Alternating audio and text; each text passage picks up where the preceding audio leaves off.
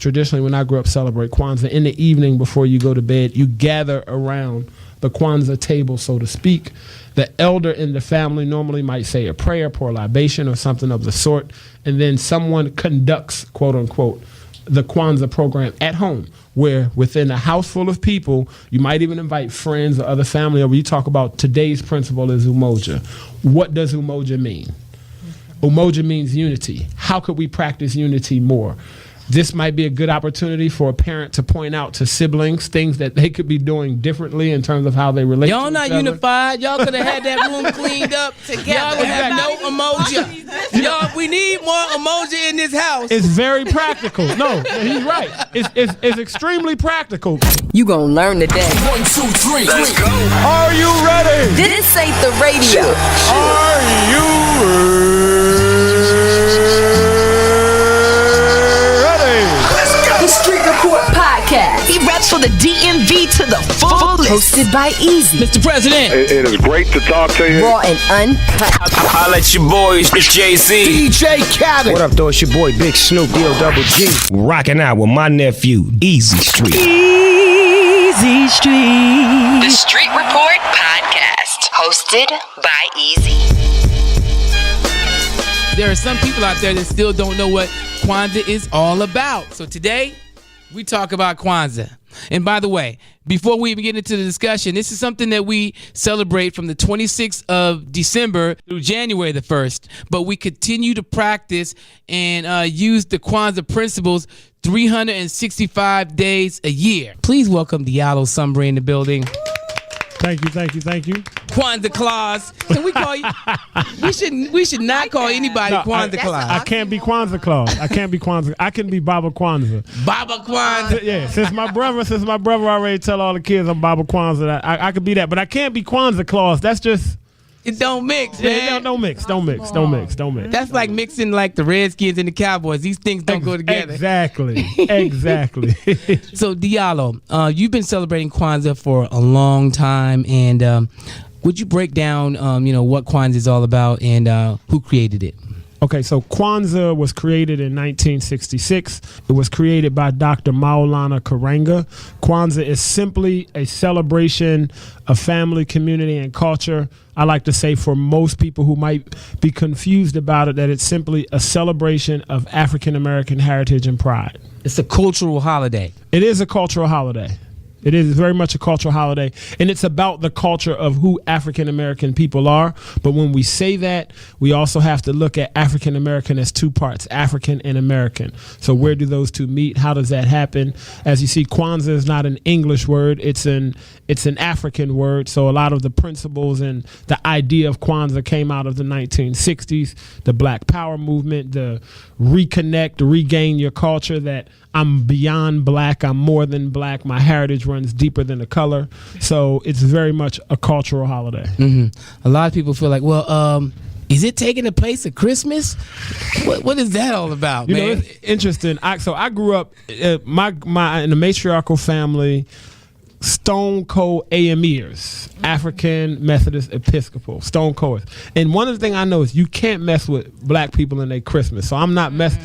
Black people in Christmas, it's like, you can't do that. You can't do that. So my mother was the brave soul that introduced it to my family and my grandmother and great aunt. And they all, what is this? Well, I'm still buying the baby's Christmas gift. Kwanzaa is a non-religious holiday. It's important for people to know that. It's not connected to any particular religion or spiritual system. So it's totally available for everybody who's interested in celebrating African American culture. So you could be a Christian, a Muslim, a Buddhist, atheist, and still celebrate Kwanzaa, technically. And still celebrate Kwanzaa. It absolutely, there's no reason why you couldn't celebrate Kwanzaa. It's not a black Christmas. It's not a replacement for Christmas. It was created during the time for a couple reasons. One, it's already a holiday season. Two, but more importantly, Kwanzaa means first fruits. So it's about a harvest celebration. So most people don't realize when you harvest, what do? You celebrate. Mm-hmm. When you've been working all year long to grow this corn, to grow this cabbage, to grow these greens, and you harvest your crop, it's now time to celebrate all of the hard work that you've done for that year. And this is a harvest time in many African countries. No doubt. We're going to talk about the Nguzo Zaba, which is the 7 principles. We're going to break down each of those principles one by one and talk about them separately. I wanted to ask you mentioned that Kwanzaa came out of the Black Power movement. Well, that was one of the aspects of how Kwanzaa was created. So how does Kwanzaa promote empowerment and other aspects that are related to the Black Power movement and the African American struggle? Well, one of the things that I would say, if you look at and it's actually a very good question and a big question. So I'll answer by saying you would have to really look at where and how the quote-unquote Black Power movement has changed from the 60s to now. But what I will say is that where it fits in to all of us post-civil rights in terms of African American people is that it very simply, unequivocally, undiluted promotes something that we all need, which is a strong sense of family, a strong sense of self, and a strong sense of community. It's also very important, I think, now, just as much as the 60s, especially since people are attempting to erase history right in front of our face, that we understand we have a rich cultural heritage. So it serves as a way to either strengthen or re-strengthen the foundation that most of us stand on already. Mm-hmm. You know what's amazing about Kwanzaa is something that I've been celebrating for a number of years, that each one of the principles that we're going to go over, you can also look in the African American community and say, you know what, there's a need for that. Exactly. And not only is there a need for it in the community overall, but we can see and identify a specific need for it at each age set. Once we look at the principles, most of us can take a look at the principles and look at a group of elementary school kids and say, I can see where these principles relate to where you are right now in your life as an elementary schooler. You can look at middle schoolers. You can look at high schoolers. You can look at teenagers. You can look at young adults, old adults, all the way across the board. These 7 principles are principles that I believe that any sensible human being interested in peaceful relations with another sensible human being and building and developing society would embrace. Well, that said, Diallo, what are some ways that other cultures can embrace Kwanzaa? Because, as you mentioned, it is an African American cultural holiday, but it sounds like these principles really are universal. So how could other cultures incorporate their belief systems and their incorporate into this celebration? A number of ways. One, I believe that if everybody understands each other better, then we get along better. Mm-hmm. That's across races. Mm-hmm. I still get on the elevator with non-black people who are quite tense with the fact that I'm on the elevator with them. Mm-hmm. So one of the things you can do is look at Kwanzaa and accept it. That's number one. Okay. Just accept it as what it is, a celebration of African American heritage and culture, and realize that African Americans, like everybody else, have a reason to be proud and should be able to have a holiday and celebrate themselves without being questioned, for any reason. Another thing is attend a Kwanzaa celebration. A lot of times the way we educate ourselves about certain things is by putting ourselves in a situation. Most of us are very familiar with Chinese culture. I was introduced with Chinese culture through Bruce Lee, right? Mm-hmm. Yeah. I'm just saying, right? God bless his soul. Food. Yeah. And the carry-out. Yeah, right, and the carry-out. But then when you do, you see there are a lot of things in Chinese culture that we talk about and use. The yin and the yang. We talk about qi. We talk about all of these things in our everyday life, right? Yeah. So other cultures, can embrace it. Other cultures can learn about it. And it's open for anybody to celebrate it. So if somebody decided that they believed, I think it would be a great idea. If somebody decided that they believed in the Nguzo Saba, they believed in these principles, and they wanted to implement this in their particular culture, and they wanted to use Kwanzaa as a model. Hey, pick another language. It could be Irish, Polish, or whatever.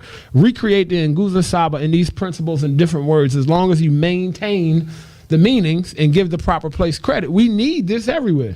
In fact, I'm glad you mentioned that, because we had co-pastor Mary Lulu Wilson from our church, Union Temple, came by with the Harambe House, and she talked about how they use Kwanzaa principles to actually educate, and how they use it as a tool to be able to teach the young people different things that they need to know about life and about being of African descent and how to be able to move forward. So there are some programs out out there currently intact that use Kwanzaa as a springboard, if you will, to help people grow? There are a lot that do it, and a lot more. A lot of schools use it. See, the other beautiful thing, I know you might have another question for somebody, but the other beautiful thing is individuals who embrace Kwanzaa, who work in organizations and schools, use it. So let's say a school itself might not embrace Kwanzaa, but you got that one teacher.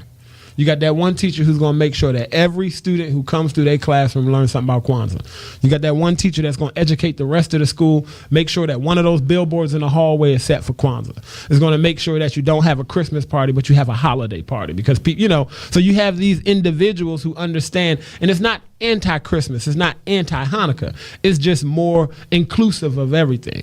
So let's include everything instead of excluding anything. DIALO SUMBRY is here. He is the Baba Kwanzaa. Baba Kwanzaa. Breaking it all down. Bringing it all down.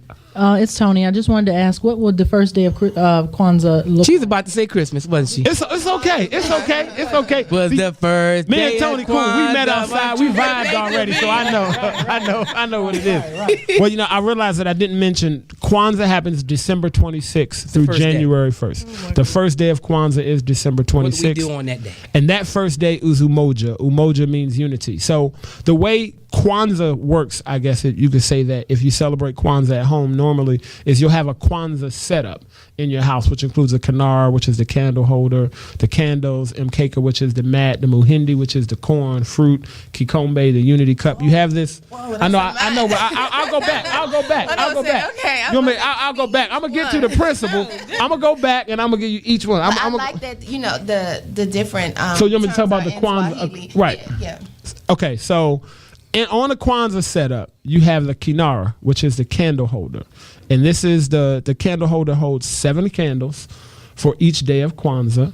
The 3 candles to the left are red, the 1 candle in the center is black, and the 3 candles to the right are green. And the colors? The red, black, and green colors represent the African liberation flag created by the Honorable Marcus Messiah Garvey, founder of the Universal Negro Improvement Association of the 20s. Big up the Jamaican. Yes. Black Star Liners. That's right, Black Star Line. So on your Kwanzaa setup, you have this setup at your house. Normally what happens, traditionally when I grew up celebrate Kwanzaa, in the evening before you go to bed, you gather around the Kwanzaa table, so to speak. The elder in the family normally might say a prayer, pour libation, or something of the sort, and then someone conducts, quote unquote, the Kwanzaa program at home, where within a house full of people, you might even invite friends or other family over. You talk about today's principle is Umoja. What does Umoja mean? Umoja means unity. How could we practice unity more? This might be a good opportunity for a parent to point out to siblings things that they could be doing differently in terms of how they relate to Y'all not each other. unified. Y'all could have had that room cleaned up together. Y'all would have no emoji. Y'all, we need more emoji in this house. It's very practical. No, he's right. It's extremely practical. I mean, Kwanzaa is extremely practical. So you sit and you talk about Kwanzaa. You might also, this is also a good time when you talk about intergenerational transmission to talk about an elder that you've had in your family, an ancestor, someone who's passed away, and how they exhibited that principle. So you have these discussions. You might sing some songs, tell some jokes. If you have very little children, you might read them a story.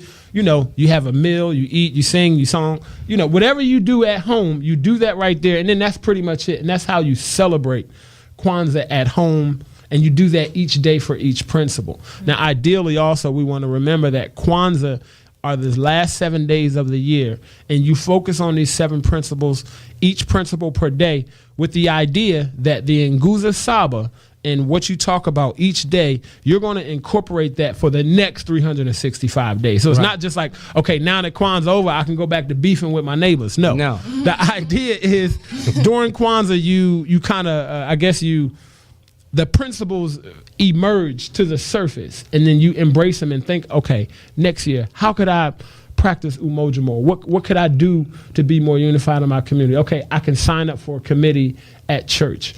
I can make sure I say, that family member who I haven't spoke to because they ate the last piece of sweet potato pie last Thanksgiving, I'm going to call them up. I mean, it can be that simple, it can be deep, or it can be simple. So that's kind of how you do it each day. But that first principle of Kwanzaa is umoja.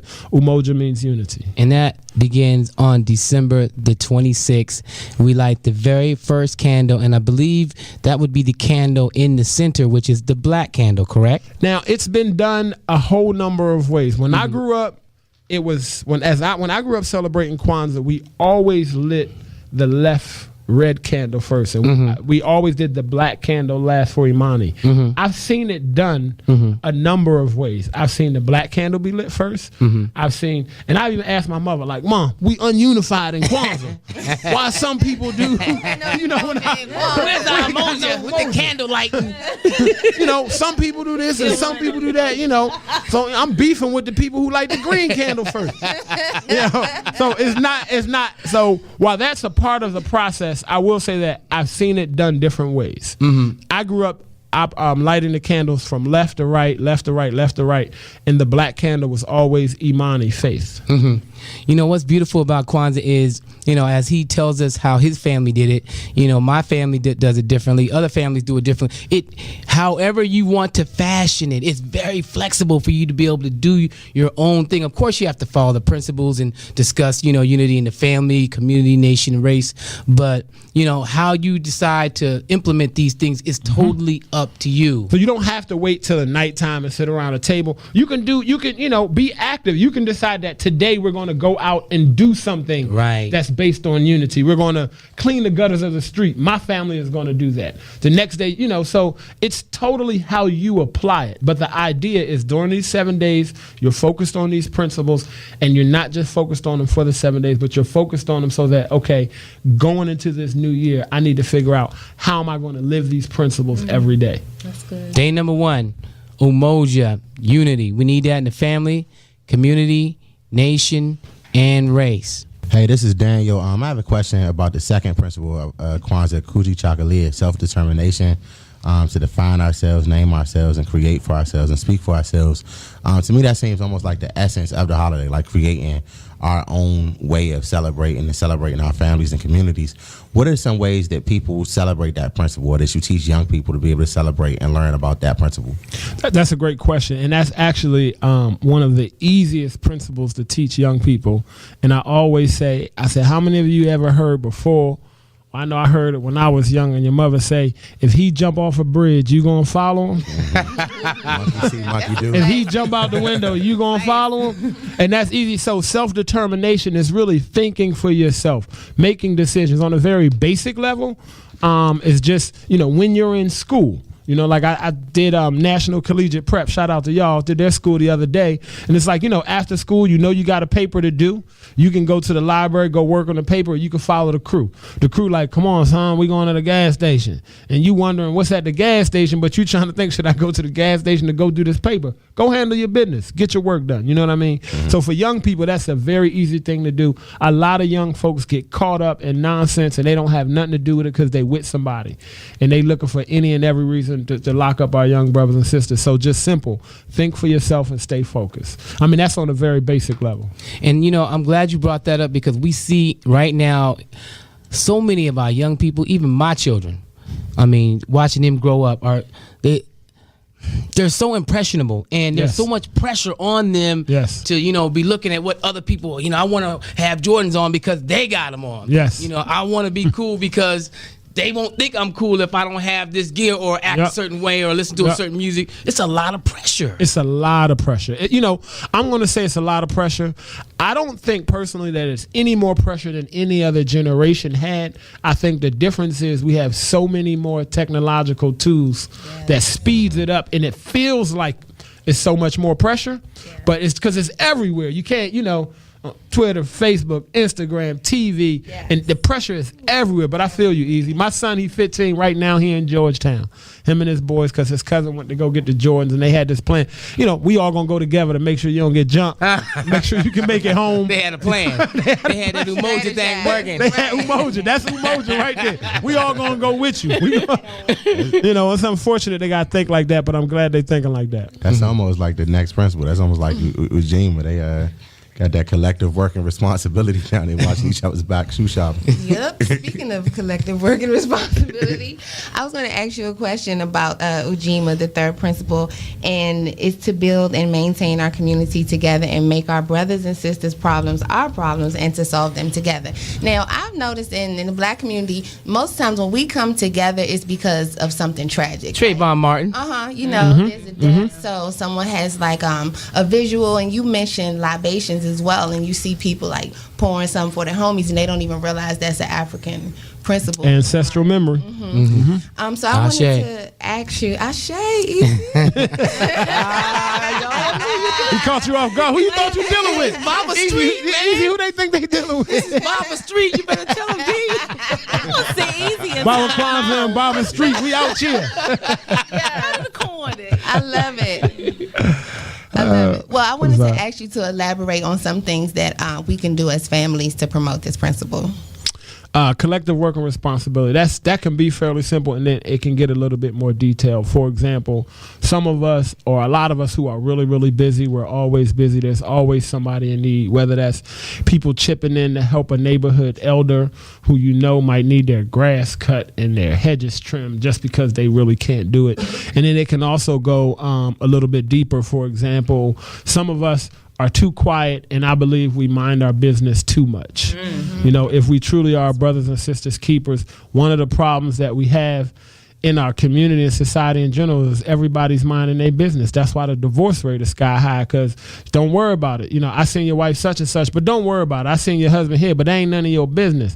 Well, at some point, something has to be our business if we talking about operating outside of our individual self. So collective working responsibility is taking responsibility for those things. If you are an adult of common sense and you're on a train and you allow a group of young people to get on a train without at least attempting to have a conversation with them about their language or whatever, you know, if they out of bounds, and if they're in bounds, you still need to have a conversation. Say, you know what, I appreciate the way you sitting here.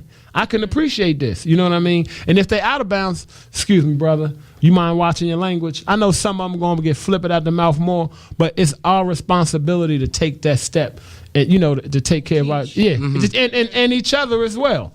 Alongside DIALO, SUMBRY from the ADINKRA group, and we're talking about Kwanzaa. Day 1, we celebrate Umoja, which means unity. Day 2 is Kujichangalia, which means self-determination. Number 3 is Ujima, which is collective work and responsibility. Ujima is cooperative economics. Day 5 is Nia, purpose. Of course, you probably know people named Nia, and that's what her name means, purpose. 2 more principles to deal with. Day number 6 is Kaumba, creativity. Kaumba, creativity, to do always as much as we can in the way we can in order to leave our community more beautiful and beneficial than we inherited it. Let's talk about that, because that seems to be an area that we really don't have any problem with creativity. We're very creative people. We are very creative people, but when you look at the explanation of Kaumba, to do always as much as we can in the way we can in order to leave our community more beautiful and beneficial than we inherited it. This principle is really talking about using our creativity to benefit our community, where we're talking about physically, just in terms of how our community looks.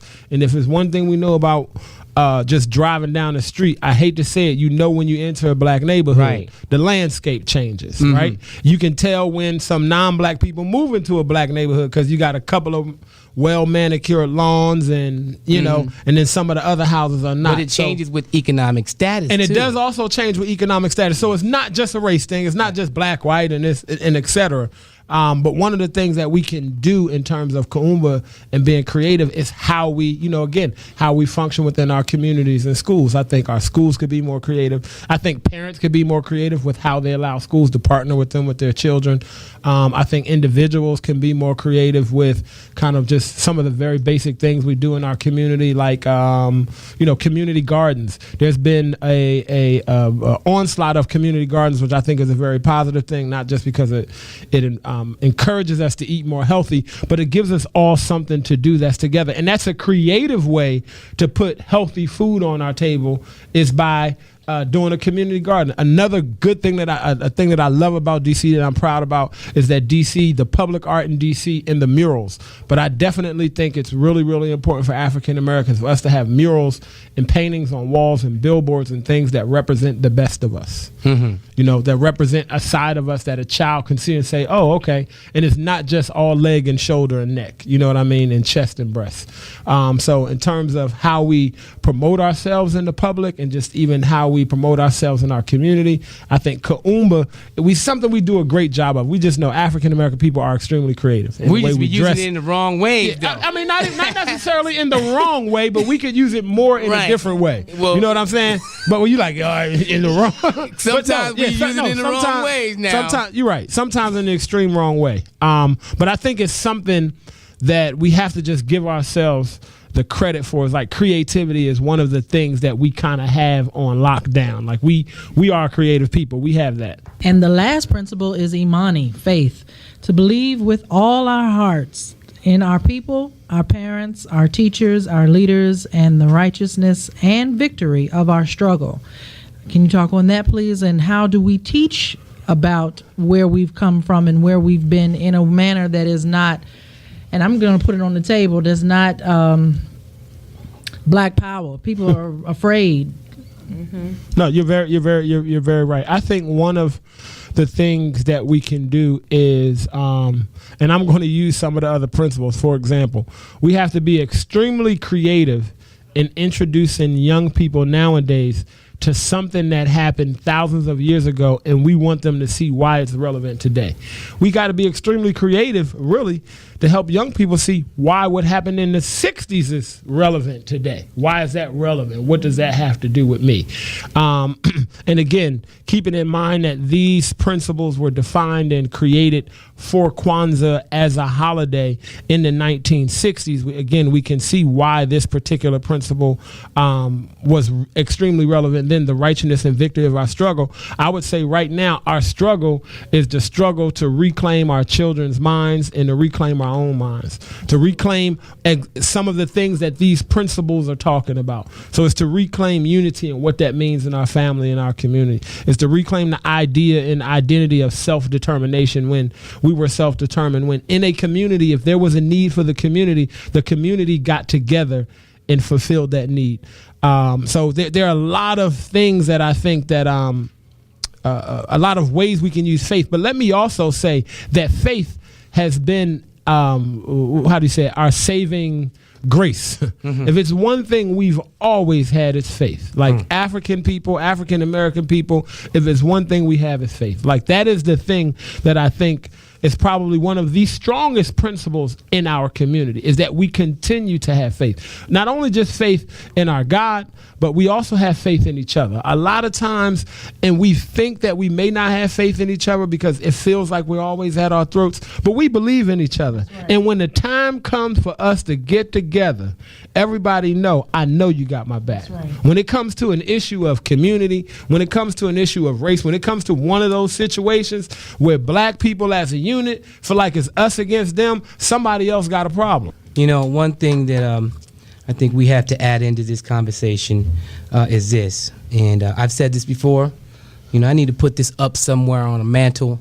I don't know if I'm going to put it on my Twitter background or on my Facebook or on my Instagram or where I'm going to engrave this. I might get a tattoo. We cannot teach what we don't know. That's right. And if we don't know this stuff, if we don't know about our traditional greatness, how are we going to teach it to the next generation? Exactly. You know, so I'm a firm believer we gotta, you know, get some DVDs out and dust off the books and go to some plays and go see some drumming groups. Different. Travel. Something different. Yeah. And to go see it with your own eyes. Like, I firmly believe that, and I think Malcolm X or somebody else said it back in the day, that every African American person, I believe you should make it your duty, you know, before you leave the face of this good earth, is while we traveling and going to the Dominican Republic and, you know, trying to get Italian shoes from Italy, make it a point. Save up the money and just touch down. Just touch down. You're going to see the same thing that Muhammad Ali and everybody else saw. We don't hear about a lot of these stars and all of that, but they all hit the continent. And when they go there, they see the same thing. But I also want people to understand that nobody's asking you to change anything about you, anything about yourself. We're not saying you got to change. Because sometimes when we see those colors, red, black, and green, as you said, we get afraid. And when we see things in an African language, we get afraid. And when we start seeing these other things, people start feeling like, oh, so that means I can't go to the salon no more. I got to go natural. Nobody's telling you to do, nobody's telling you or asking you or saying you're any less than anybody else if you don't. But what we are saying is that if you look at these 7 principles and how much sense they make for your individual family and community, and if you look at every single holiday that the federal government observes, with the exception of Martin Luther King, and if you look at every other holiday that's promoted on TV, there isn't any holiday that represents the spirit of African American people. So there isn't any holiday that pays tribute to the people who built this country other than Kwanzaa. So if for only that reason, it's important enough to be recognized, and it's important enough to for you to just take a chance and give it a shot. You don't have to have a Kinara set up in your home. You can go to Union Temple. You can go to other places that celebrate, that have these Kwanzaa programs. I'm just asking people, let's stop being afraid of what's ours. Let's stop being afraid of ourselves.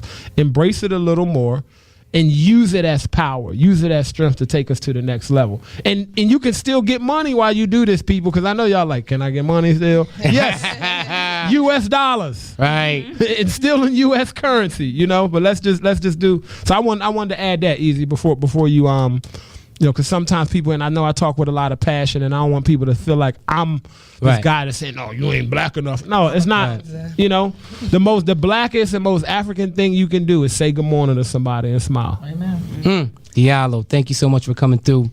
We leave on this note. The official website for Kwanzaa is officialkwanzaawebsite.org.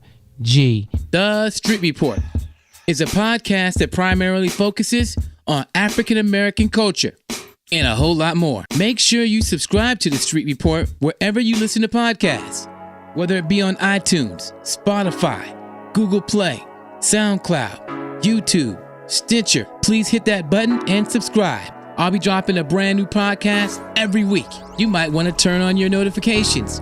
Also follow @EasyStreet on Twitter and Instagram. The official website for The Street Report is EasyStreetShow.com. The Street Report podcast is being brought to you by, produced by, engineered by SIA Multimedia, a digital production company specializing in podcasts like this, social media strategies, and online social media commercials for your business. Follow us on Twitter and Instagram @SIA Multimedia, or visit our website at SIAMultimedia.com. That's CYA Multimedia.com. SIA Multimedia, making sure all eyes are on you. Brother, thanks for rolling with a brother.